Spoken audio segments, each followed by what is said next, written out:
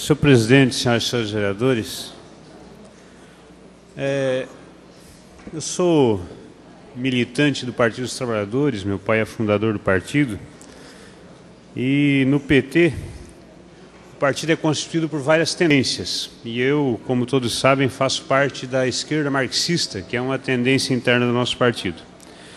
E na condição de marxista, a gente sempre procura analisar a realidade, procura observar como é que os vários atores da sociedade estão agindo para tentar identificar os objetivos dessa ação e, na condição de um militante do Partido dos Trabalhadores, tentar identificar os planos e os objetivos para alertar o conjunto da população, dos trabalhadores, para que eles se previnam contra aquelas medidas que aparentemente são positivas, mas que podem ter um reverso mais adiante. E eu tenho, nesse início de governo, procurado observar as ações do governo Udo, que a gente em todo momento deixa clara a nossa posição em relação a esse governo, de que não somos nem de oposição nem de situação, mas que nós vamos ter uma postura de aquilo que for positivo para os trabalhadores defender e aquilo que for negativo vamos ser contrários. No entanto, o prefeito Udo o que tem feito? Primeiro, tem procurado chamar toda a população joinvilense para um pacto social. Joinville está desgraçada, está endividada, está complicada e todo mundo tem que vir e se ajudar para resolver esse problema. Eu já vi isso em outras histórias, onde se faz o discurso do pacto social, mas que quem dá a contribuição é só os trabalhadores. Os trabalhadores entram com a sua contribuição para garantir cada vez mais lucros, cada vez mais concentração de renda para os grandes. Esse tipo de pacto, de fato, eu não concordo, porque eu quero saber qual vai ser a contribuição da elite dominante dessa cidade, porque o povo contribui no dia a dia. Uma outra questão que a gente observa, que além dessa questão do endividamento, é usar a imagem de que o problema do serviço público é o servidor. E a impressão que dá é que o prefeito tudo coloca, os servidores não trabalham e eu vou fazer trabalhar.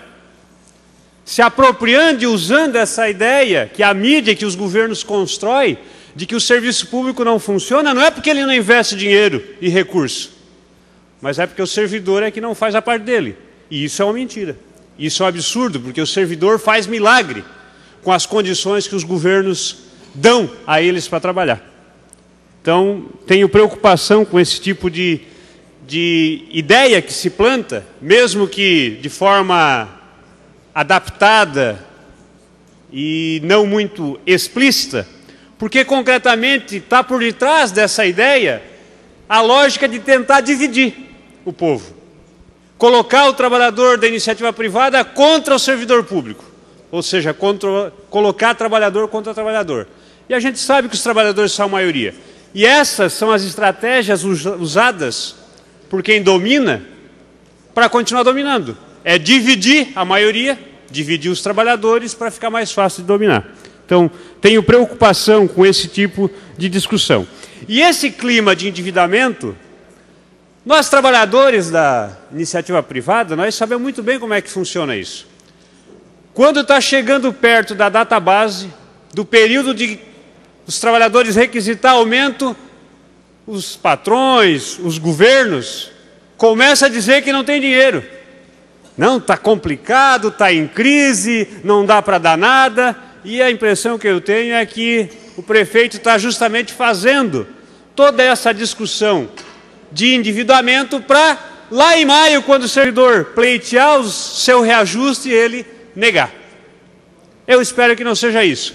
Porque analisando os números, hoje o tal do limite prudencial, o limite de gastos da prefeitura com o pessoal está em 45,97, que é exatamente o mesmo limite que estava na época que o prefeito Carlito entrou.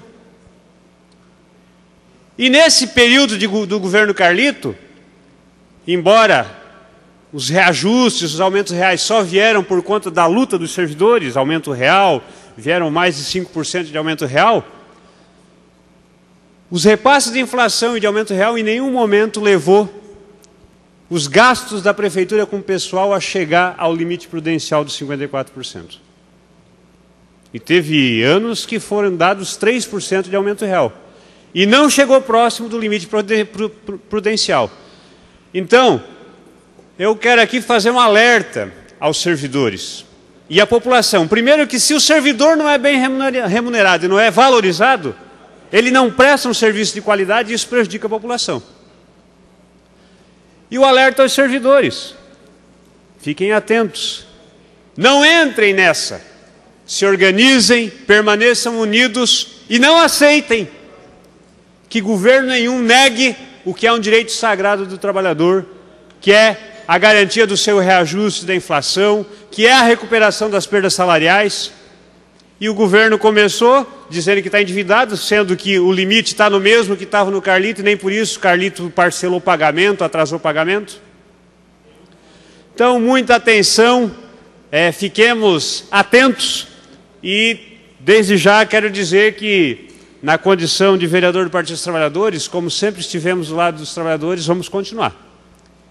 E se esse governo, para atender os empresários, para pagar as dívidas daqueles fornecedores, talvez amigos do prefeito, se para pagar estes quiser impactar com arroxo salarial e retirada de direito dos servidores, terão nesse vereador alguém que vai combater esse tipo de postura e esse tipo de prática.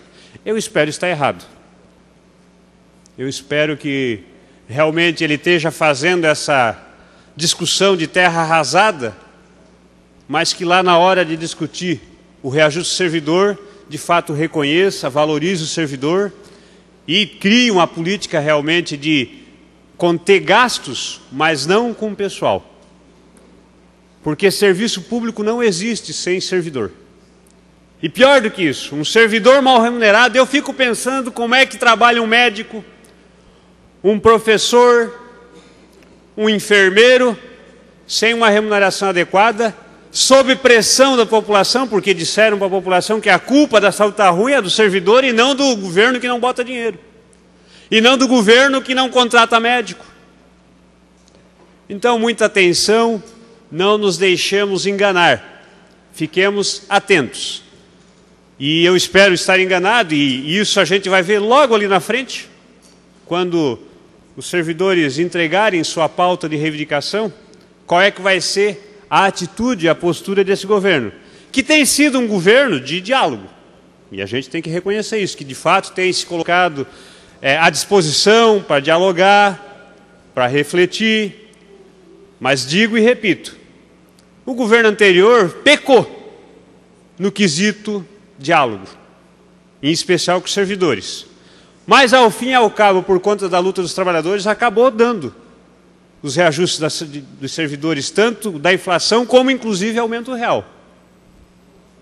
Que não deu por bondade, deu por luta do servidor. Eu quero ver se o governo atual vai conversar e também vai garantir e dar aquilo que os servidores precisam e merecem. Obrigado, senhor presidente.